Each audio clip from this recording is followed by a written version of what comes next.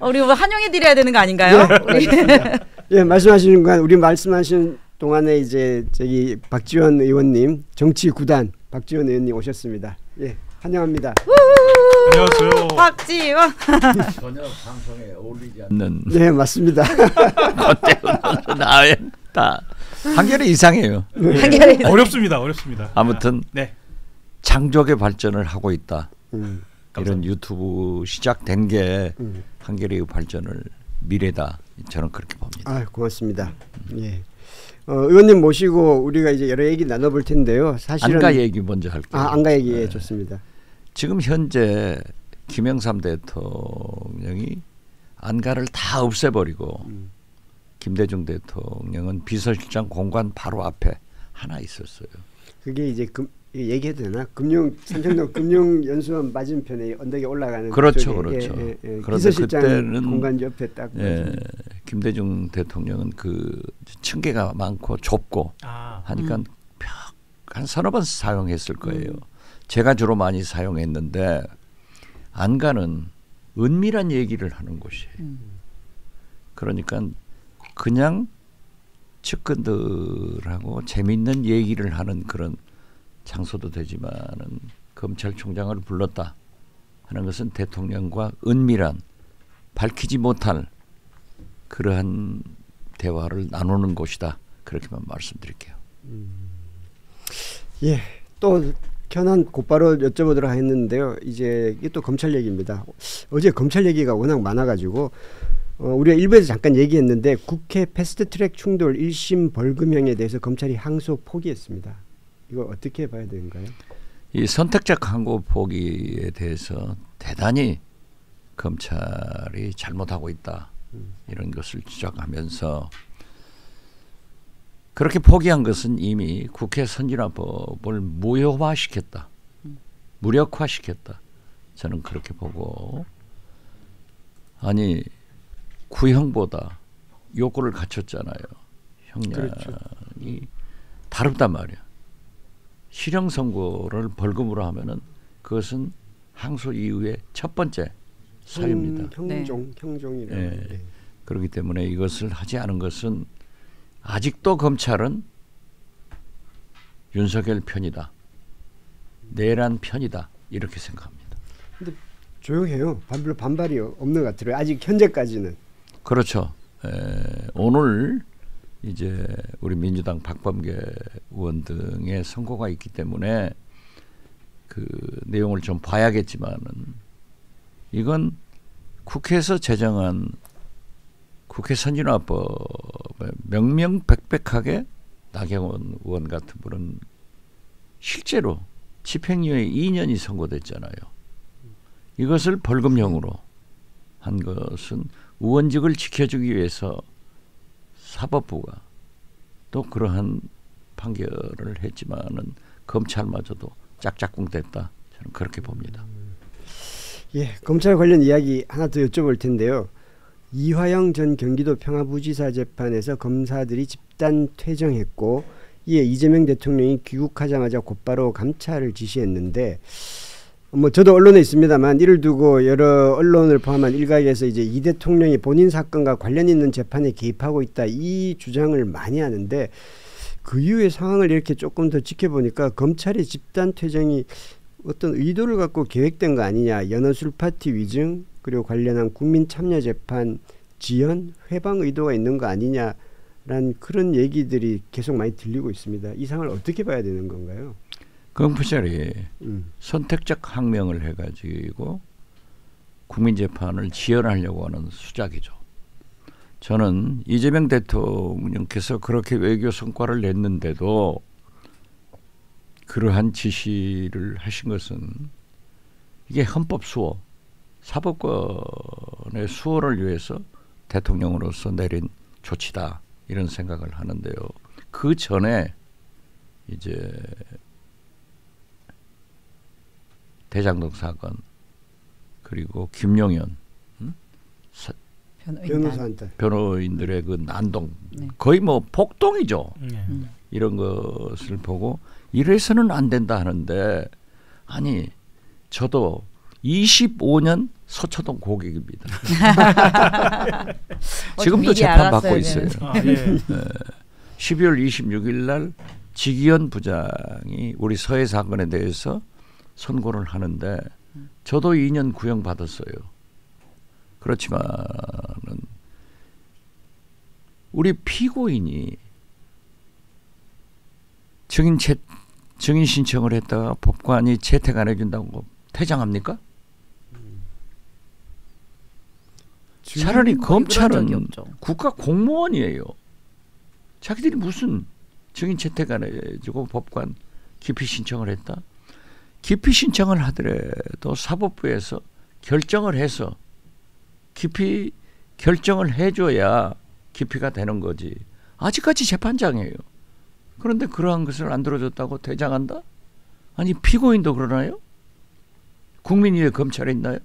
이건 대단히 부적절한 일이기 때문에 저는 대통령께서 당신의 외교 성과의 설명보다는 먼저 헌법을 그리고 사법권을 지켜야겠다 하는 충정에서 그런 지시를 했다 이렇게 생각합니다. 그 검찰이 채택한 증인 64명도 사실은 무더기 이거 똑같은 증인을 무더기로 네. 한 거라는 아닌가요? 그렇죠. 제가 3년 반여 서해 사건으로 재판받았는데요. 검찰에서 몇백 명 증인을 신청한 거예요. 그 사람들 그렇죠. 그 사람들 3년간 계속해서 증인 신문만 하다가 선고하는 거예요. 그러니까 그게 있을 수 없는 일이죠. 물론 필요하면 증인 많이 신청해야겠지만은 그렇게 중복하고 말도 안 되는 짓을 검찰이 하는데 이것은 왜 검찰 개혁을 했는가 하는 것을 웅변으로 검찰 스스로가 국민들에게 설명해주고 있다. 저는 그렇게 봅니다. 그 일각에서요. 아 그거를 법무부 장관이 하면 되지 않았을까? 대통령이 꼭 직접 했어야 됐나? 뭐 이런 이야기를 하는데 그거는 어떻게 봐야 됩니까? 저도 법사위에 나온 정성호 장관에게 아니 대통령이 그렇게 훌륭한 외교 성과를 했으면 대통령은 외교 성과를 좀 국민들한테 설명을 하시고 장관이 하지 왜 그렇게 했느냐 했더니 하루 종일 국회에 나와 있었대요. 그렇기 때문에 그러한 것을 검토를 할 시간적 여유가 없었는데 대통령께서 직접 하셨다 이렇게 말씀하더라고요. 예, 알겠습니다. 다음 얘기 한번 여쭤봤으면 하는데요. 이제 12.3이 1년이 다 돼 가는데 어제 국회에서 추경호 원내대표 우리가 일부에서 잠깐 얘기했습니다마는 체포동의안 가결됐고 아마도 12월 3일 새벽쯤에 구속 여부가 결정될 것 같은데 국민의힘에서는 영장이 발부되면 이게 여권의 내란 정당 해산 심판 청구가 진행될 것이다 라고 해서 일종의 이제 당내 위기감을 조성한 것 같고 반대로 영장이 기각되면 야당 탄압이다라고 프레임을 세워가지고 또 공격할 것 같고 어쨌든 간에 이쪽이든 저쪽이든 강경 대응은 차이가 없는 것 같아요. 향후 이게 구속 여부 그리고 향후 국민의힘의 대응 진행 상황 이거 어떻게 될 걸로 보십니까? 우선 국민의힘이 자가당착 잘못을 하고 있어요. 체포동의안을 포기하겠다 했으면은 투표에 참가해서 기권을 하든지 찬성을 하든지 해야지 왜 퇴장합니까? 맞습니다. 그리고 추경호 전 원내대표도 자기 포기하겠다 했으면은 그렇게 나와서 뭘 잘한 척하고 항변할 필요는 없다고 저는 생각해요. 그러니까 한동혁 국민의힘은 국민과 동떨어진 국민의 집 역할을 하고 있는 거예요. 저는 현재의 사법부에서 아무리 국회에서 동의안이 가결됐다 하더라도 추경호 전 대표에게 영장을 발부할까 상당히 의심을 합니다. 증거 부분 뭐 이런 거 있어요. 어떻게 뭐 증거인멸 도저히 우려가 없다 하는 핑계로 저는 발부하지 않을 것 같아요. 그렇기 때문에 뭐 한겨레 경향 등에서 다 사설로 지적을 했지만은 제가 볼 때는 저렇게 장동혁 등 일부 국민의힘 의원들이 12월 3일 내일 모레까지 또 반성하지 않고 대국민 사과하지 않고 한다고 하면은 정당 해산의 길을 우리 민주당이 범여권 의원들이 취해야 된다. 저는 그렇게 봅니다. 영장 발부나 그 결과 여부와 상관없이 저는 저는 현재의 조희대 사법부를 보면은 특히 영장실질심사를 담당하는 그 재판부를 보면은 믿을 수 없어요. 안 하잖아요. 내란 부두모 최근에 한덕수 같은 놈도 안 하는데 뭐 박성재도 안 하고 그렇기 때문에 저는 어쩐지 안 될 것 같아요. 그것은 이미 딱 정해진 코스예요. 조희대 대법원장이 법적으로 아무 하자가 없다고 하더라도 자기 수석재판연구관을 판사들의 꽃 중에 꽃인 서울중앙지법원장으로 임명해서 그분이 소위 우리가 부르는 수원브러더스 영장실질심사 담당 판사 수원지법 판사들을 데려다가 4명 중 3명을 구성시켜놓고 그 사람들이 다 하는 거예요.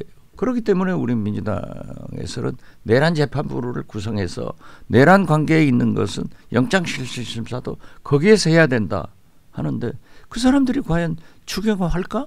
저는 의심스러워요.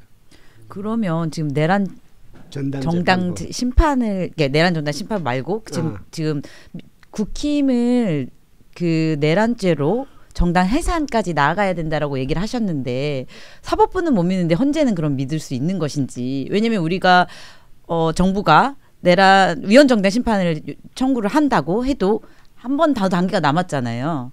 그럼 과연 심판에 이를 수 있을까? 판결에.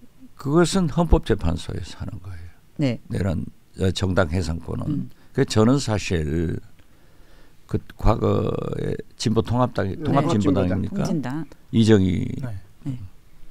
이때도 저는 정당의 해산은 국민이 해야지 권력이 해서는 안 된다. 사법부가 해서는 안 된다 했어요. 왜? 구소련에서 공산당 해산 법원에 신청을 했는데 그 판결문이 소련 헌법재판소에서 정당의 해산은 국민의 투표로 해야지 정부가 해서는 안 된다는 판결이 있더라고요. 저는 그렇게 믿어요. 자, 우리 국민과 역사가 얼마나 현명합니까? 3.15 부정선거의 이승만 자유당을 5.18의 전두환의 민정당을 유신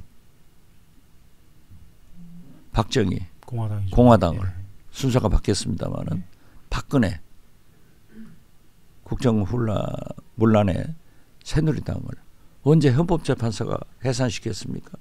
우리 국민들이 투표로 역사의 뒤안길로 몰아버렸어요. 그렇지만은 지금 현재 내일 모레 12월 3일인데 물론 일부 국민의힘 소장파들이 우리라도 반성하자 하지만은 김재섭 의원 장동혁 보세요. 우리가 황교안이다 하더니 요즘은 또 우리가 추명호다? 추경호다? 아니 그리고 심지어 전광훈과 연대를 하겠다. 이러한 정당이라고 하면은 반성과 사과가 없는 정당이라고 하면은 저는 우리 범 여권에서 해산 청구를 해야 된다 이렇게 생각합니다. 추경호 영장이 발부되건 안 되건 상관없다. 저는 그렇게 생각합니다. 그게 지금 민주당 내 기류라고 보면 됩니까? 예? 민주당 내 기류라고 보면 됩니까? 그렇죠. 상당한 사람들이 그렇게 생각하고 제가 얘기하면 우리 민주당 기류가 잡힙니다. 근데 저는 아직도 좀 걱정이 돼요. 저도 정말 위헌정당으로 돼서 심판 결과가 나왔으면 좋겠는데 과연 헌재가 위헌정당 심판에서 인용을 할 것인가에 대한 우려가 있거든요. 이번에 너무 사법부나 헌재나 모두 이런 자체에 대해서 아까 국민투표로 한다고 하신다면 모르겠지만 지금까지는 우리 제도가 그렇지는 않잖아요. 그랬을 때 우리가 이 결과를 낼 수 있을까? 저는 헌재만은 신뢰하고 있습니다. 자 보십시오. 윤석열 내란 우두머리를 누가 8대0 저는 만장일치로 파면 조치하겠어요. 그렇기 때문에 우리가 한덕수 대행 때 임명 안 해준 것, 최상목 대행이 그래도 2명 임명해가지고 헌재가 구성됐는데 이제 구인 완전 체제이기 때문에 저는 이 내용을 잘 알고 있잖아요. 헌재에서 내란이다, 우두머리다 이렇게 결정했는데 이 정당이 지난 1년간 한 행적을 보면은 이건 내란 정당이다. 이걸 판결 안 하겠어요? 저는 그렇게 봐요. 예, 뭐 그건 앞으로 차차 진행 사항을 지켜보기로 하고요. 그리고 12.3 내란에 대해서 국민의힘은 이미 방송에 나오는 일부 주요 의원들 얘기 들어보면 사과는 안 할 것 같아요. 사과는. 장동혁이 보십시오. 경선을 당원 70%로 하겠다는 것도 아니에요. 국민 30%. 50, 50이거든요. 우리 민주당도 50, 50 하는데 이것은 자기들끼리 하겠다는 거예요. 자기들끼리. 그렇기 때문에 공천에 목숨을 대고 있는 선출직 국회의원, 지방의원, 광역단체장, 지방단체장들이 선뜻 나서지를 못할 거예요. 그렇지만은 용기 있는 또 국민들이 요구를 하고 있기 때문에 소장파들이 지금 꿈틀꿈틀 하잖아요. 실제로. 그렇기 때문에 저는 한동훈 전 대표에게 기대를 거는 거예요. 그가 그래도 우원식 국회의장께서 계엄 해제 선언을 본회의에 18명을 보내줬고 제일 문제였던 200석을 못 채워가지고 그 탄핵을 못했는데 그걸 채워서 탄핵을 시켜준 공로는 인정해야 돼요. 그리고 지금도 윤석열과 대척점을 가지고 있는데 저는 늘 한동훈 전 대표가 좀 정치인으로서 좀 활동을 해라. 그런데 보면은 비대위원장 때는 국민 뜻대로 말은 그렇게 해놓고 윤석열 뜻대로 했어요. 대통령 후보 나올 때는 국민이 먼저입니다. 책은 잘 팔아먹었어요. 그리고 윤석열이 먼저입니다. 이렇게 해가지고 실패를 거듭해요. 그래서 나는 한동훈이 아니라 당신은 간동훈이다. 국민 간도 보고 윤석열 간도 보고 당원 간도 보고 그러다 망할 길을 가더라고요. 그러면 정치인이 아니에요. 이러한 때는 국민 편에 서서 정의 편에 서서 치고 나와라. 못하더라고요. 지금도 보면 한동훈 전 대표는 철저하게 이재명 대통령과 민주당에만 포커스를 맞추고 있지 내부에 대해서는 아무런 비판을 거의 안 하더라고요. 그러니까 정치인이 아니에요. 그러니까 검찰이에요. 아니 보세요. 어제 노웅래 의원이 무죄가 됐는데 네. 법무부 장관이 국회 와서 설명하면서 노웅래 장관이 돈 세는 부스럭 소리까지 녹음됐다. 이걸 하더라고요. 네. 그래서 제가 그랬어요. 방송에 나가서. 아니 나도 돈도 많이 받아보고 주어본 사람인데 돈에서 부스럭 소리는 안 나더라. 그런데 무죄가 되잖아요. 네. 이런 것에 대해서 천상검사예요. 한동훈 비대위원장이 국회로 안 가겠다. 자기는 막 대통령으로 직행한다고 그래서 제가 그때 그랬어요. 아, 당신은 역시 땡감으로 덜 익어서 낙과한다. 제 말이 맞았잖아요. 왜 삼김이 죽으라고 국회 가요? 대통령 하려고 가는 거예요. 그런데 아직 덜 익었죠. 좀 야무러져야 되는데 그걸 자꾸 검찰 그 상명하복 윤석열 눈치나 보고 살던 그걸 못 벗어나요. 아니 박지원 대표님 말씀 듣고 이번에 한동훈 대표가 지방선거에서 보궐선거 나오겠는데요. 어떻게든 기쓰고 나오겠는데요. 어떻게 보세요? 저는 예. 나가야 된다고 봐요. 어디로 나와야 되죠? 어디로 나갈 것 같아요? 어디로 나와야 되죠? 서울시장 나와야죠. 아, 그러면 경선해야 아니, 아니 되겠네. 크게 봐야 돼. 크게. 그래서 나는 조국 대표에게도 감옥에 있을 때 내가 얘기했어요. 민주당으로 들어와라. 합당. 그렇죠. 이순신 장군이 상유 12척이지 조국이 상유 12의원 가지고 안 된다. YS 말대로 호랑이 굴로 들어가서 잡아야지. 그러고 있느냐. 처음에는 오겠다 가더니 감옥에서 나와서는 딱 바뀌더라고요. 아니 그 당내에서 또 이제 그 요구가 있을 테니까 조국 혁신당 내부에 요구가 아니죠. 있을 테니까. 지도자는 소속 의원들 조직을 설득해서 발전할 수 있는 길로 가야 돼요. 저는 절대 성공 못한다고 봐요. 이거 관련된 아니 예. 이순신 장군이 12척 가지고 했지 12 의원 가지고 될 것 같아요? 안 돼요. 근데 이제 그 관련해서 조국 대표가 정청래 대표 이제 처음 만나서 인사하는 자리에서 이제 방금 얘기한 거 관련이 있습니다만 교섭단체 그 교섭단체 대표 그 의석수가 지금 20석에서 10석으로 좀 줄여달라 그 얘기 약속했지 않느냐 뭐 그런 얘기를 했지 않습니까? 그거는 사실 조국 혁신당으로서 독립하겠다는 그런 뜻 아닌가요? 독립 여부를 떠나서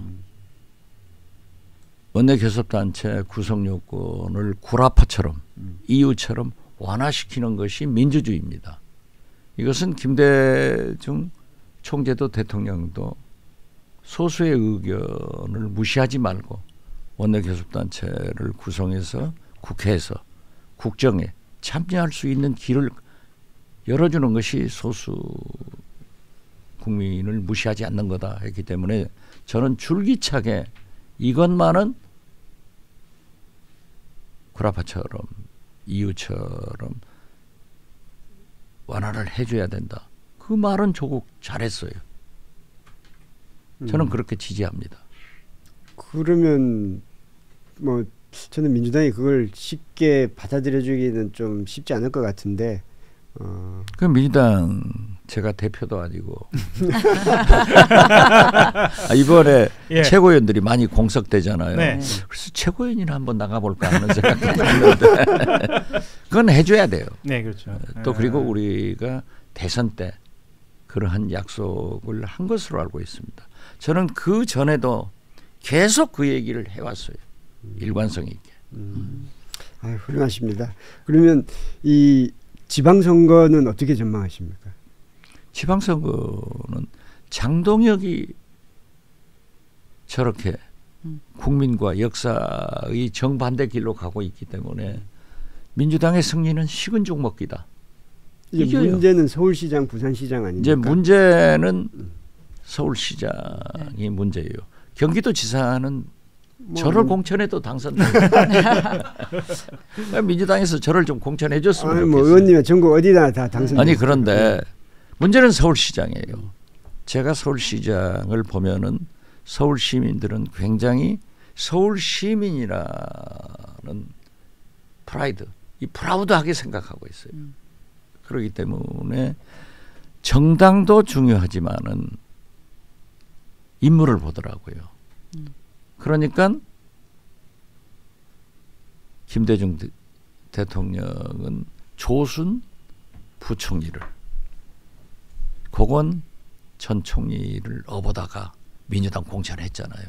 이 두 분은 민주당의 민자도 잘 모를 거예요. 네. 그런데 광역단체장들은 선거 때는 정치이지만은 당선되고 나면 공무원이 되는 거예요. 그러나 서울시장이 갖는 기호 1번이라고 하면은 구청장이나 광역 기초위원들이 주르르하니 1번이 당선돼 버리잖아요. 상징성이 굉장히 큰 거예요. 지금 현재 국민의힘에서는 오세훈 시장이 거의 나올 것으로 보고 나온다고 그렇게 봐요. 나경원 덤벼도 안 돼요. 7대3으로 룰을 바꾸지 않습니까? 그렇더라도 나는 오세훈이 된다고 봅니다. 단 오세훈은 운이 다 했어요. 하는 것마다 실패해요. 한강버스도 그렇지만 아니 밭도로청이 왜 광화문에 필요합니까? 그 이전부터 오세훈 시장이 그 얘기 많이 했었어요. 이제 그걸 하겠다. 아니 어떻게 됐든 예. 이 국민이 평화를 원하는데 밭도로청은 저희 판문점에다 세워놓는다면 모르겠어요. 그리고 보십시오. 명태균 아저씨가 그대로 두지 않을 거예요. 명태균 아저씨는 뻥은 있어요. 그런데 말은 다 사실이더라고요. 그렇기 때문에 이게 어디까지 특검에서 또 특검에서 미진한 수사는 국수본으로 넘어갈 건데 할 것이냐 하는 것은 모르지만은 모든 선거는 현재의 환경에서 보는 거예요. 그렇기 때문에 우리 민주당이 후보를 잘 내야 된다. 우리 민주당에서도 박주민, 전현희, 박홍근, 서영교 이런 분들도 있지만은 이제 핫하게 아주 세게 한번 붙어봐야죠. 그래서 서울시장이 관건이 된다. 저는 그렇게 생각합니다. 그 의원님 지금 보고 계신 그 후보군 방금 말씀하신 후보군은 당에서 지금 활동하고 있는 후보군이고요. 사실 밖에서는 김민석 총리나 지금 현재 비서실장까지도 이제 이야기가 나오고 있는 혹시 뭐 생각하고 계신 제가 그런 얘기했다가는 그래도 궁금합니다. 당내 예. 의원들한테 예. 저도 뭘 생각하고 있는데 몽둥이 맞아요. 아 생각은 하고 계시는군요. 예. 아 그럼 방송 끝나고 제가 듣도록 하겠습니다. 예. 원래 써드릴게요. 근데 이런 물론 지금 당내 의원들이 이제 박주민 의원 등 해서 이제 열심히 뛰고 있는데 이제 뛰기 시작했는데 이제 정원호 성동구청장 얘기도 나오고 그러는데 이게 정원호 구청장 저하고 만나기로 했어요. 저는 잘 몰라요. 그 전에 만나자고 했는데 제가 만나지를 못했는데요. 아 조언을 구한다고 직접 연락이 온 거군요. 아니 정원호 우리가 구청장- 연락했어요. 아 예. 예, 만나자 인사드리겠다고 한 것을 제가 못했어요. 했기 때문에 보니까 맘단위 뉴욕시장 네. 아 맘 단위로 지금 생각하실 정도인가요? 예. 서울의 맘단위다 하는 캐치프레이즈를 가지고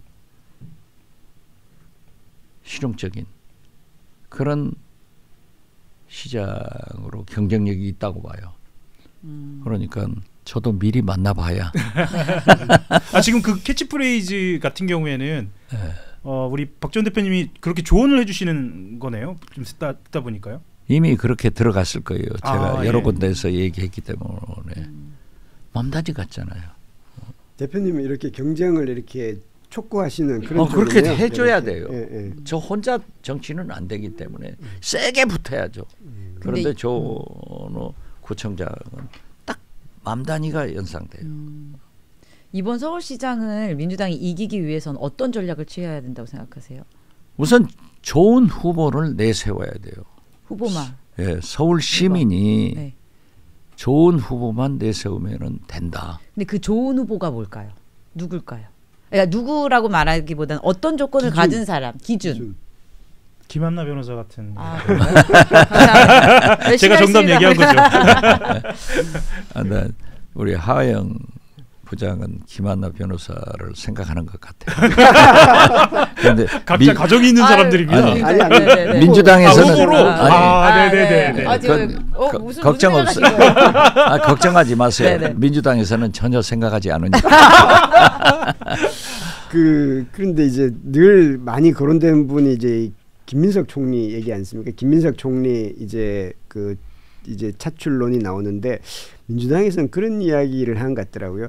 김민석 총리가 경쟁력은 있지만 김민석 총리가 나와야 된다는 것은 그만큼 이 형세가 불리해진 상황이라는 것을 염두에 두는 거고 그런 상황까지 만들지 말아야 아니 된다. 말씀 중인데 네. 민주당이 그런 생각하면 안 돼요. 선거는 이기려고 하는 거지. 네. 지려고 하는 거 아니에요.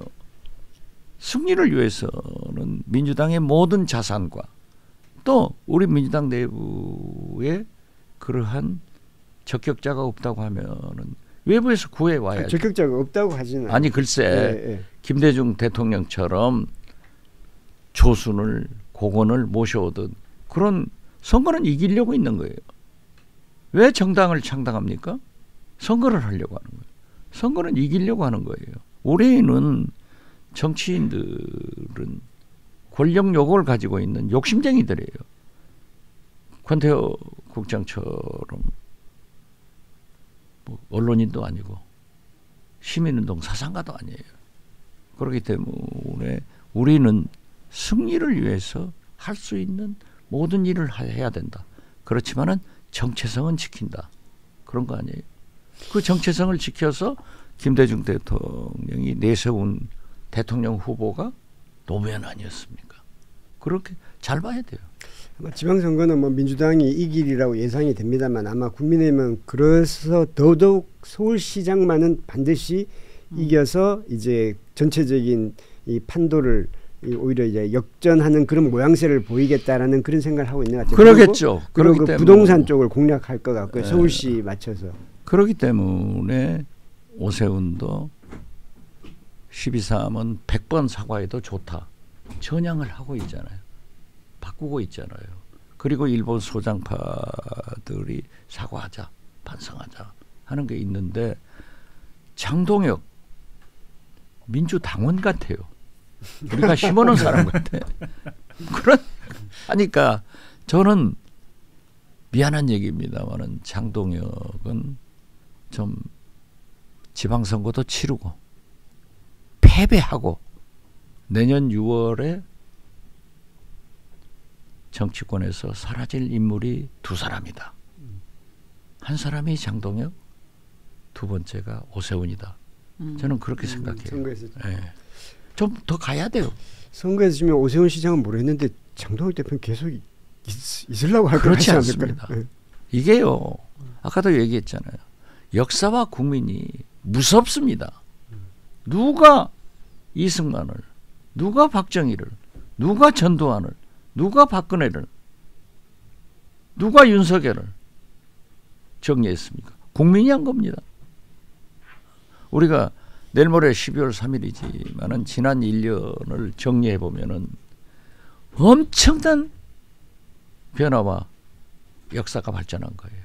우리 국민이 내란을 총뿌리를 걷어치게 하고 무효화시켰고 우리 국민이 파면 구속 재판을 진행 중에 있잖아요. 그렇지만은 지금 현재 사법부와 검찰 일부 내란 세력들의 준동하는 모습을 보면 우리가 불안한 거예요. 지금 1월 18일이 윤석열 구속 기한 만기가 됩니다. 혹시 저 사람이 나와가지고 돌아다닐 것인가? 이러다가 김건희도 나올 것인가? 이게 불안한 거예요. 그렇기 때문에 저는 만약 윤석열을 내보내면은 국민이 폭당을 일으킨다. 그러니까 전부 다 일부에서 다른 죄로 기소된 게 있으니까 구속영장을 또 청구하면 된다. 사법부를 어떻게 믿어요? 그렇기 때문에 추경호도 못 믿는 거예요. 윤석열도 못 믿는 거예요. 그렇지만은 선고는 헌법재판소에서 이미 내란 우두머리로 파면했기 때문에 사형이나 무기밖에 내릴 수가 없다. 김건희 특검도 진짜 잘했지만은 3대 특검이 99% 잘했어요. 그렇지만은 가장 중요한 김건희가 목걸이만 받았겠어요? 카트로 실었다고 하니까. 네. 아니 그러기 때문에 돈을 현금을 숨겨놓은 저수지를 아직도 못 찾고 있잖아요. 김건희 최은순 모녀는요. 돈을 어떻게 좋아해서 돈이라고 하면은 양재물도 그것도 큰 걸로 먹어버리는 사람들 아직 그 저수지를 못 찾고 있잖아요. 밥벌이 가지고. 그렇기 때문에 우리는 불안한 거예요. 그렇지만은 만약 내년 2월까지 윤석열, 김건희가 법대로 사형 혹은 무기징역 등 선고가 되면은 우리 국민도 일거에 바뀌게 될 겁니다. 그리고 윤석열을 추적하던 세력들도 일거에 변화가 있을 겁니다. 극우 세력들. 극우 세력들 그렇죠. 그러니까 지금 그 내란 꼬붕들 다 지금 배신하고 있잖아요. 그것이 정의로운 거예요. 그래서 우리가 의심도 염려도 되지만은 역사의 흐름은 잘나서 한 단면을 보면 추잡하지만은 흐름은 도도하게 좋은 방향으로 갔어요. 그러니까 김대중 대통령은 역사는 발전하고 인생은 아름답다 한 거예요. 우리가 그 길로 가자고요. 저 대표님 아까 말씀하신 사라질 사람 두 사람 말씀하셨는데요. 누구? 저는 오세훈 시장이랑 네. 장석 대표 두 사람 말씀하셨는데 저는 사실은 나경원 의원 들어가는 거 아닌가라는 생각은 좀 들었거든요. 어제 나경원은 설전도 했고 그래서 저는 뭐라고 말씀하실까 궁금하기는 좀 했는데 나경원은 네. 제일 듣기 싫어하는 말이 경기도 지사 나간다고 제가 자꾸 얘기를 계속 하면 얘기하시죠. 네. 그 말만은 하지 말라고 그러더라고요. 그런데 그게 제가 한 게 아니에요. 국민의힘 내부에서 김재원 최고위원이 추미애 법사위원장이 경기도지사 나간다고 하니 갖다 붙이자. 그 국민의힘 의견을 제가 홍보해 줄 뿐이에요. 그래서 법사위에서 또 만나신 거고요. 그런데 내년 서울시장 나온다고 그러더라고요. 네. 떨어지면은 떨어져요. 경선에서 떨어진다는 그러면 말씀이시죠? 국회의원도 못해요. 그래서 나는 나가지 말고 네. 국회의원이나 잘해라. 그렇게 조언하셨나요? 그렇죠. 예전에 2010년도인가 그때 서울시장 나가서 떨어지고 국회의원도 이제 나중에 공천도 못 받고 그런 그렇죠. 적이 있었죠. 예. 그런데 나경원은 짜네요. 아니 5선이나 되는데 죽어라고 따라다녔지만은 장관 한번 못 해본 사람. 아무것도 못했어요. 예. 당대표 나올라가니까는 윤석열이 초재선으로서 연판장 돌려서 김기현이 통일교 표도 받고 해가지고 돼버리잖아요. 서울시장 오세훈 나올 때 나경원이 더 높았어요. 명태균 아저씨가 조작해버리니까 못 나갔잖아요. 안 됐어요. 안 됐는데 이번에도 보면은 또 오세훈을 꺾어서 서울시장 후보가 된들 민주당한테 진다니까요. 그러면 국회 의원직도 못해도.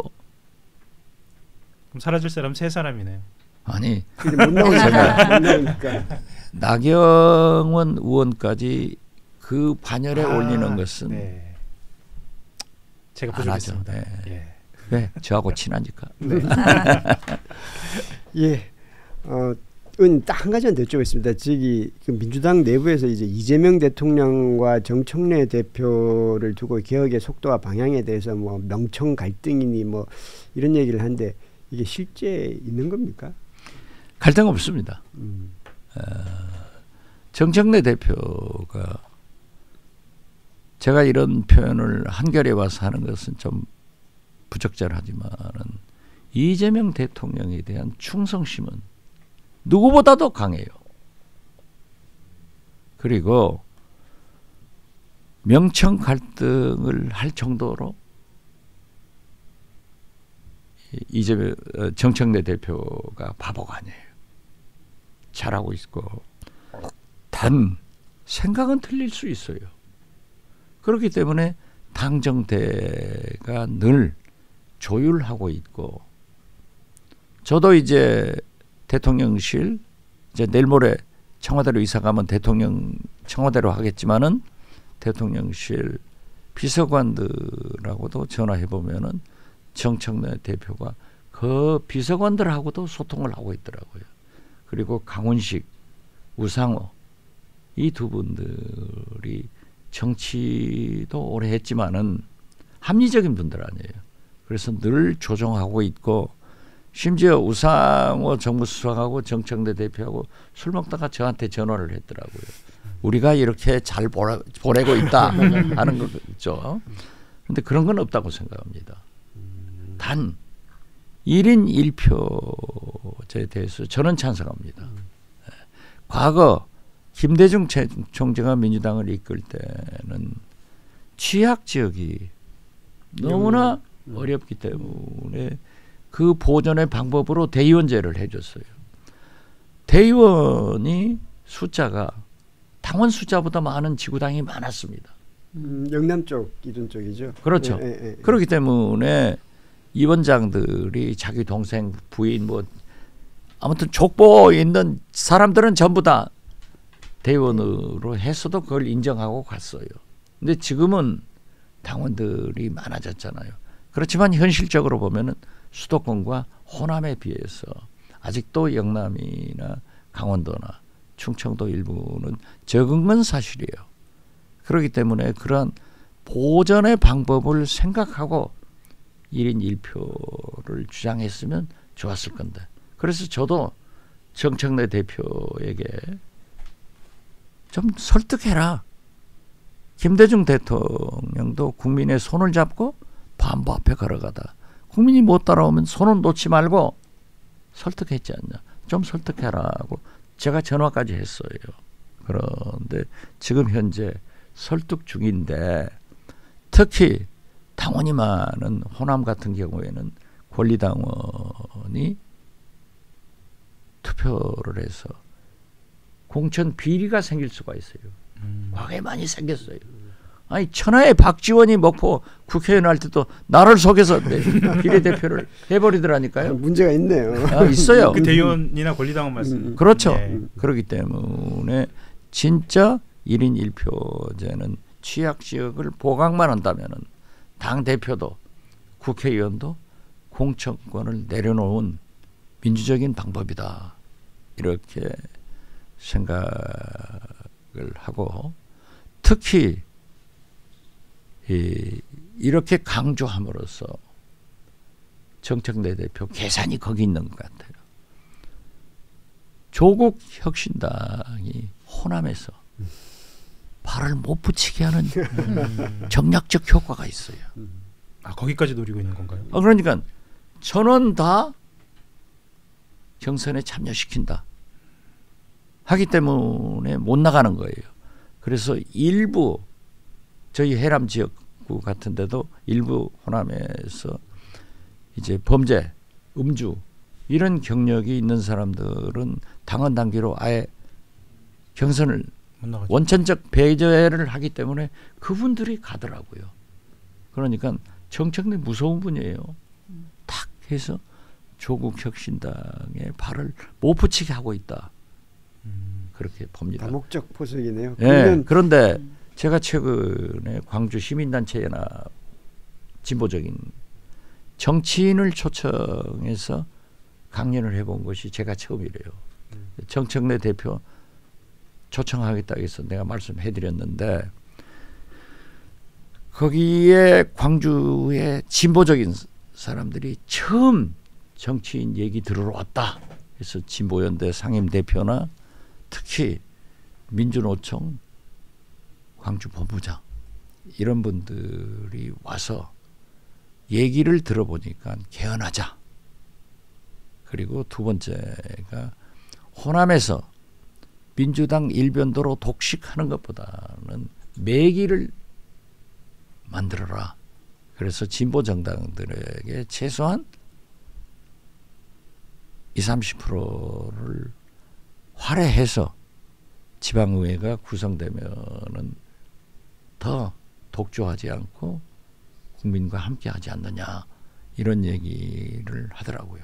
그래서 저는 과거 제가 목포 국회의원 할 때 우리 권영길 대표나 강기갑 대표에게 당신들은 국회의원을 노리지 말고 풀뿌리 민주주의를 위해서 기초의원, 광역의원을 얘기를 하면은 내가 20% 정도는 활용시키겠다 해도 안 하더라고요.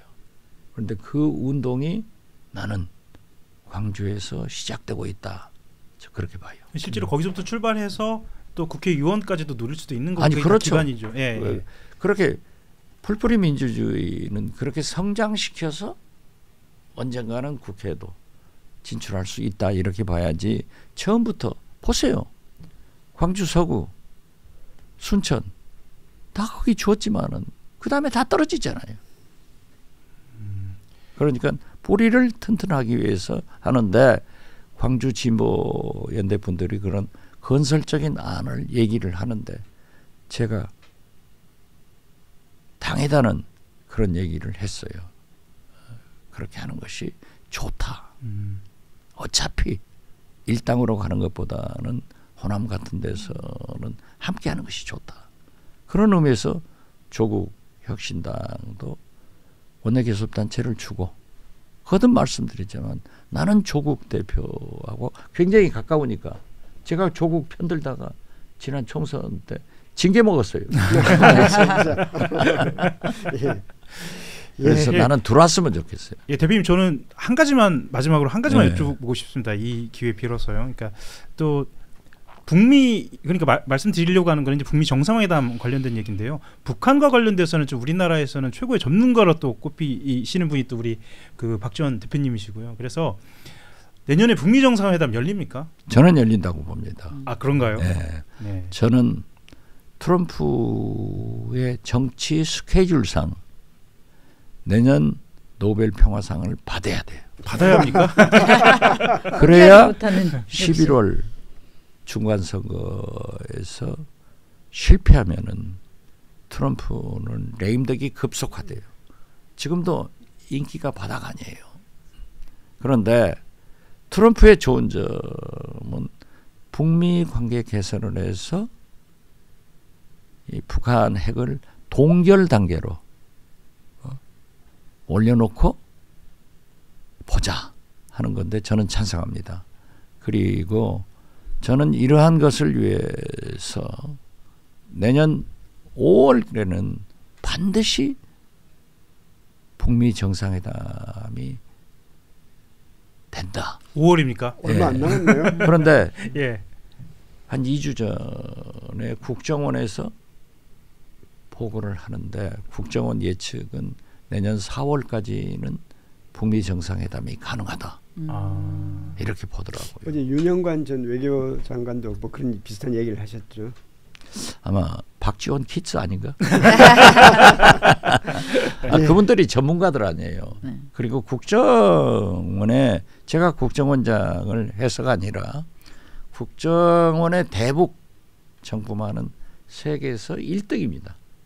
미국 CIA도 우리 국정원의 정보를 가지고 물론 자기들도 있지만은 분석하기 때문에 내년 4월을 예측하는 국정원이나 윤영관 이사장이나 전문가 박지원의 의견이 맞았으면 좋겠어요. 그럼 북한과의 관계도 그러니까 우리와 북한과의 관계도 그 이후에 좀 이렇게 아주 답답한 상황이지 않습니까? 북미 정상회담을 하면은 자동적으로 남북 관계의 개선이 함께 갑니다. 제가 김영남 상임위원장이 자꾸 해서 나라도 조문사절로 가겠다 했어요. 정동영 장관에게도 이종석 국정원장한테도 했는데 연락할 방법이 없대요. 모든 통신이 지금 두절된 거예요. 윤석열 3년간에 경제, 의료 모든 것이 파탄났지만은 제일 큰 것은 남북관계를 파탄내본. 그런데 연락길이 없더라고요. 한 라인이 없는 거죠. 한 라인이. 그리고 정동영 장관도 과거에는 그런 조의문이 되면은 발표도 하지만은 북한으로 그러한 서명한 원본을 보내주거든요. 못 보냈어요. 그래서 제가 개인적으로 미국에서 연락하는 분들한테 연락을 해봤더니 자기들도 못 받고 있대요. 아 미국도요? 네. 예. 잘 될 겁니다. 예, 잘 되길 돼요. 바랍니다. 예. 예, 잘 됐으면 합니다. 예, 이제 마무리하도록 하겠습니다. 저희가 이제 박지원 의원님 모시고 거의 50분 가까이 얘기를 했습니다. 이제 그 끝나는 시간이 보통 10시 반인데 지금 끝나는 시간도 훌쩍 넘겼고 그리고 이야기를 쭉 듣다 보니 막 빠져드네요. 오늘 어쨌든 박지원 의원님 나오셔서 여러 현안에 대해서 얘기 많이 들을 수 있었습니다. 물론 저희가 질문한 그 예비 준비한 것보다는 조금 다 소화하지 못했습니다만은 워낙 좋은 말씀 많이 들을 수 있어서 좋았습니다. 나와주셔서 고맙습니다. 앞으로 제가 말이 많아요. 예, 앞으로 자주 종종 그런데 합니다. 공덕포차도 성공했지만은 제가 우리 하영 부장한테도 얘기하고 내가 전화로 말씀드렸잖아요. 예. 그래서 오늘 오면서 제가 아주 최고급 빵을 내가 선물 받았는데 이 스태프들 잡수러 가져왔어요. 이만큼 고맙습니다. 뷰리핑에 기대를 하는데 여기 디지털부가 있잖아요. 예. 송경화 기자랑 쓰잖아요. 여기 나온 방송의 내용을 반드시 기사로 써줘야 됩니다. 그래야 알겠습니다. 출연하는 사람들도 핫 뉴스가 될 이슈를 가지고 나오는 거예요. 그래서 써주면은 그게 다음 네이버의 창에 오르면은 더 발전한다. 송경화 기자를 콕 집어서 이렇게 말씀하시네요. 나하고 친한 마음에 드니까 좋아하니까. 디지털 부장 아니에요 지금? 아, 거기서 일하고 있습니다. 네, 거기서 일하고 있으면 예, 좋은 기사 진짜 많이 쓰죠. 예. 그거 하세요. 내가 다 그 얘기를 해요. 그런데 그렇게 기사를 써주면은 발전하더라고요. 근데 안 써주면은 늦어요. 네. 물론 한겨레 타이틀이 있으니까 이갈린 사람들이 많이 보겠지. 그렇지만 그걸 써줘야 돼요. 의원님 얘기 쓰도록 하겠습니다. 뭐 저하고 하영 기자 나눠서 쓰도록 하겠습니다. 예, 알겠습니다. 오늘 저기 시청해주신 여러분 감사드리고요. 다들 주말 잘 보내시기 바랍니다. 뷰리핑은 주말 보낸 뒤 월요일에 다시 뵙도록 하겠습니다. 안녕히 계십시오. 감사합니다.